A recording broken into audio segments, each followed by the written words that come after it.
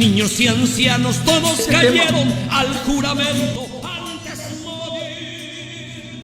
El 16 de agosto de 1869, por ahí decía alguien, usar el pasado como trampolín, no como sofá, es entender quiénes eran, por qué murieron, por qué dieron todo eso, qué vivieron. Un genocidio nunca visto en el mundo. Imagínense ese momento de socorro, de dolor, corriendo por su vida. De los 3.500, algo así como 2.000 eran niños. El patriotismo hoy ya no es levantar las armas, pero sí es ser los mejores en nuestro puesto de trabajo, querer nuestra patria. Que se escuche el zapucay, te quiero ver bailando. Que se escuche el zapucay, la vida celebrando. Venimos del Paraguay cantando y bailando. Venimos del Paraguay, tierra del encanto.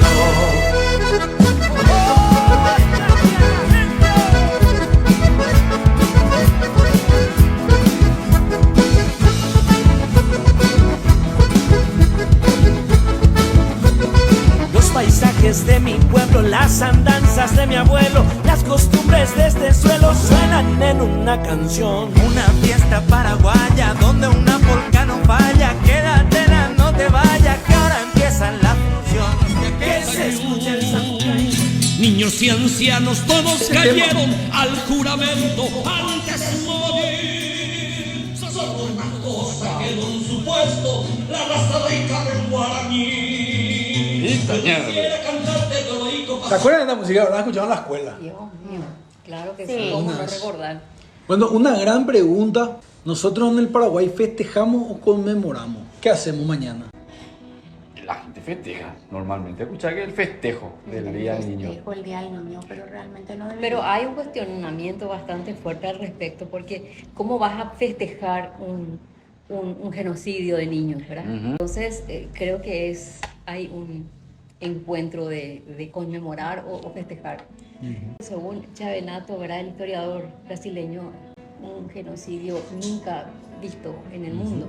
Él decía, Chavenato decía eso. Claro, en su libro Genocidio Americano. Genocidio americano, ¿verdad? Sí, sí, recuerdo yo esa. Vos me prestaste ese libro. Y es de tu papá.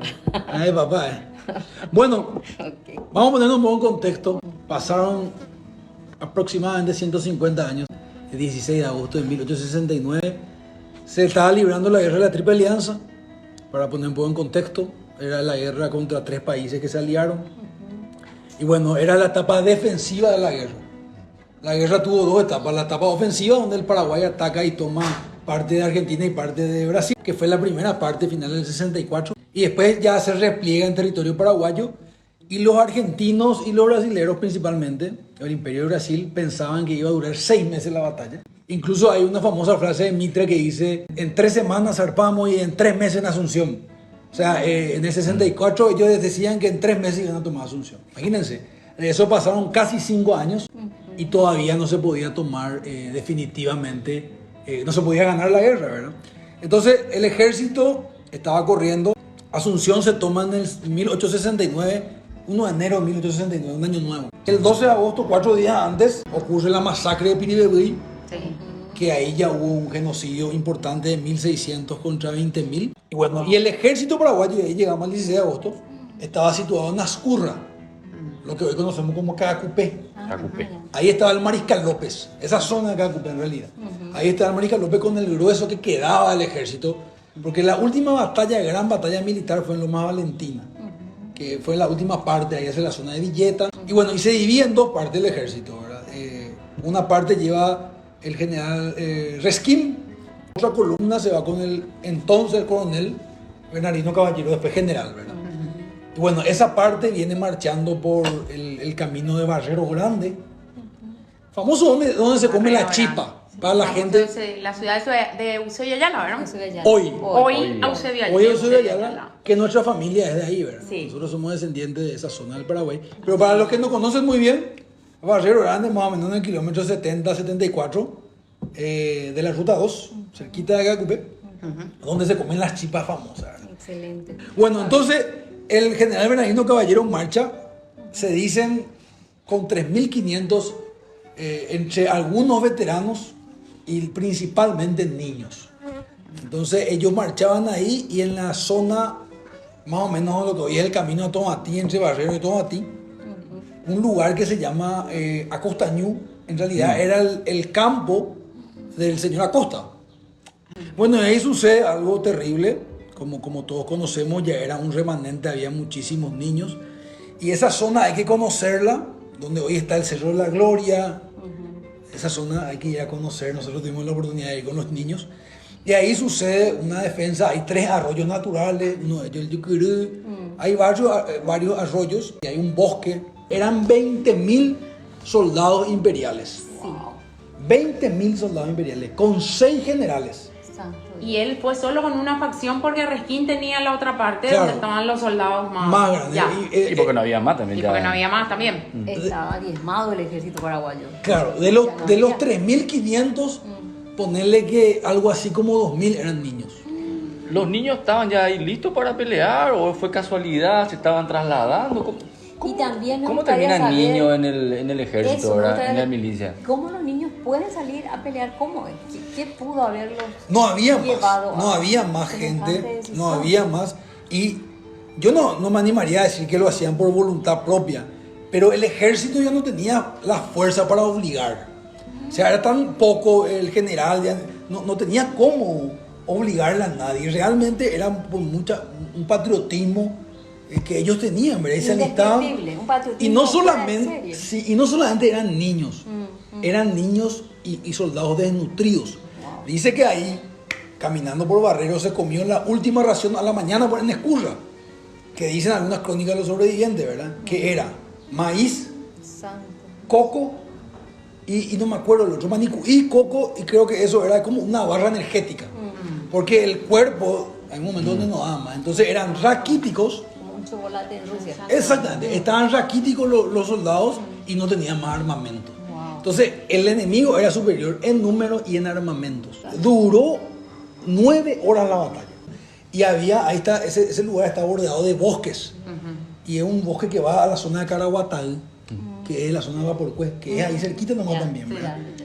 Entonces esos bosques hicieron que esos niños despavoridos, ustedes imagínense ese momento de socorro, de dolor, corriendo por su vida. Dios mío. Y estos tipos no perdonaban, no dejaban a nadie vivo. Para ellos no eran niños, para ellos eran oponentes. Pero ni siquiera rendidos.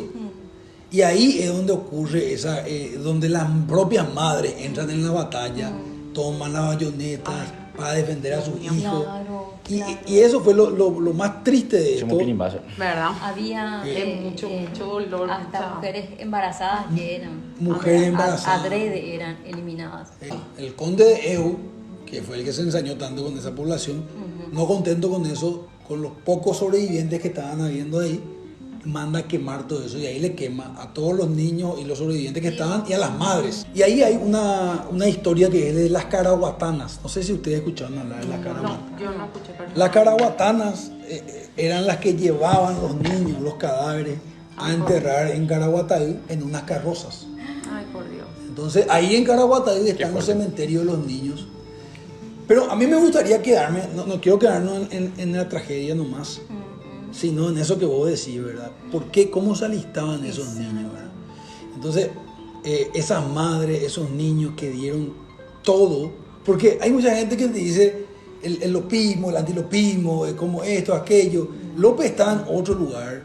Paraguay ya tenía otro gobierno en ese momento, el triunvirato. Había un gobierno ya puesto por los... Muy poca gente sabe eso. En el 69 ya se establece un gobierno paralelo en Paraguay que ya no era de López. Sí, pero se buscaba la rendición todavía de López. Claro, pero Ese López era- estaba en otro lugar, no tenía nada que hacer, o sea, realmente existía, López no estaba en Piribebuy, De hecho que no podía estar en todos los Claro. lugares y había muchos lugares de batalla, ¿verdad? Cruciales. entonces a mí, yo lo que me llevo es que esto es una conmemoración lo que tenemos que tener en Paraguay, por esos sacrificios, y reflexionar y entender qué es. ¿Por qué se sacrificaron? ¿Por qué se sacrificaron tanto? Hay mucha gente que dice, no vale la pena quedarse en el pasado. Y yo creo que no es quedarse en el pasado para lamentarse. Por ahí decía alguien, usar el pasado como trampolín, no como sofá. No es para sentarse y lamentarse. Pero es entender quiénes eran, por qué murieron, por qué dieron todo eso, qué vivieron, qué tenían en su mente, con qué se formaron esos paraguayos, qué tenían en la mente, por qué dieron tanto. por su patria, ¿verdad? Y esa es la reflexión que yo creo que pueden comentar ustedes qué piensan, ¿verdad? Exacto. Y para mí es la bravura del corazón del paraguayo, ¿verdad? Esa bravura del león que está en nuestra bandera, ese león que ruge, ¿verdad? Ese león que ostenta un gorro frigio, dice el himno de nuestra bandera, que ayer fue el día. Yo creo que es esa bravura que nosotros amamos tanto nuestra nación y que damos hasta lo que no tenemos. Yo así entiendo, ¿verdad? Pues esas mujeres que vos dijiste que salieron detrás de sus hijos, esas residentas que dieron todo, dieron su joya, dieron sus tesoros que son sus hijos, dieron todo. Porque ayer hubieron niños que fueron exterminados, mujeres y como dijiste, vos, ancianos también. Anciano, así mismo. Y Yo creo que debió haber un motivo por el cual luchar, ¿verdad? Sí. Algún motivo fuerte, algo que le inspiraba a seguir luchando a ellos, ¿verdad? Niños, ancianos, todo por la misma causa. Yo veo la garra de las madres mirando un poco del punto de mamá, ¿verdad? Sí. Porque yo ya pienso como mamá ahora.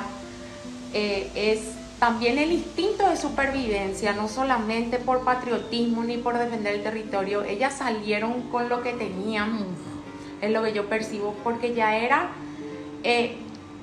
a la supervivencia, como instinto de supervivencia, y sabían que sus hijos iban a ser también sacrificados, porque eso más que nada fue, aparte de un genocidio, fue un sacrificio. Y ahí es en donde nace la frase, los niños mártires. Exacto. De Acostaño, porque le dice el conde de Eu, a todos los niños mártires que se ofrenden por la patria serán inmortalizados como héroes nacionales. Y creo que de ahí viene esa frase, los niños mártires de Acostaño. Yo creo que eso es entender qué sucedió, honrar. No podemos fatalizar lo que sucedió y lamentarnos, no es ese el objetivo. Pero sí creo que por lo menos esos héroes se merecen nuestro respeto, nuestro recuerdo y entender quiénes somos los paraguayos, quiénes somos las paraguayas, de dónde venimos y honrar hoy. A lo mejor hoy ya no nos toca ese patriotismo de ir a levantar el fusil o la bayoneta e ir a morir ahí, como lastimosamente nuestros antepasados, nuestros compatriotas lo hicieron, nuestros abuelos, nuestros tatarabuelos, ¿verdad? Pero sí, son otras, ¿eh? Claro, pero sí nos toca que nuestros hijos, que nosotros mismos entendamos qué es el Paraguay, queramos nuestra historia, amemos nuestra cultura y aceptemos, eso somos, de ahí venimos y dar lo mejor hoy. Amén. Y ahí yo digo, el patriotismo hoy ya no es levantar las armas, pero sí es ser los mejores en nuestro puesto de trabajo, querer nuestra patria, querer nuestro compatriota, respetarnos, honrarnos, no robarnos entre nosotros, hablar bien del otro.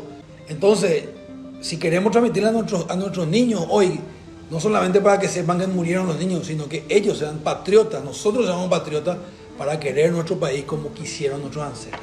¿Se puede comer un asado y hablar de historia? Se puede. Amé esta tarde de historia y tu asado impecable. Si empezamos a hablar de nuestros asados, en nuestros momentos con nuestros amigos, nuestra familia, de un poquito de esta historia, quizá, solo quizá, la identidad pueda volver a armarse y a fortalecerse. Pero si en los asados solo hablamos de fútbol, solo hablamos de chisme, Y de política. y esto, ¿cómo sí. luego vamos a repartir la cultura? A veces le culpamos solamente la cultura a los colegios, ¿no? No le enseñaron a mis hijos. Y se implementa lo que dicen, el niño es el espejo del hogar.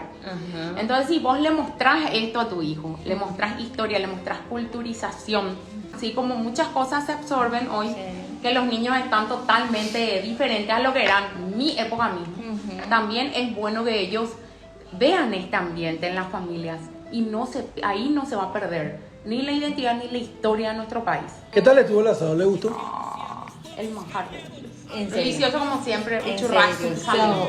Yo estaba- El Cordero de Dios estuvo Lo espectacular. más, sí. Yo estaba esperando para comer en un momento especial ese cordero que regalaron de la campaña con mucho cariño. En serio, fue especial. Muy bueno. Entonces yo le agradezco mucho por este espacio y ojalá que el mensaje pueda llegar a alguna persona, a algunos amigos, amigas, de que estos temas también lleguen a los asados. Esa es la idea. Excelente. Excelente. Muchas gracias por estar acá. Que en 100 luchas tenaces, cruel resistencia pusieron los héroes de tu Acostañú.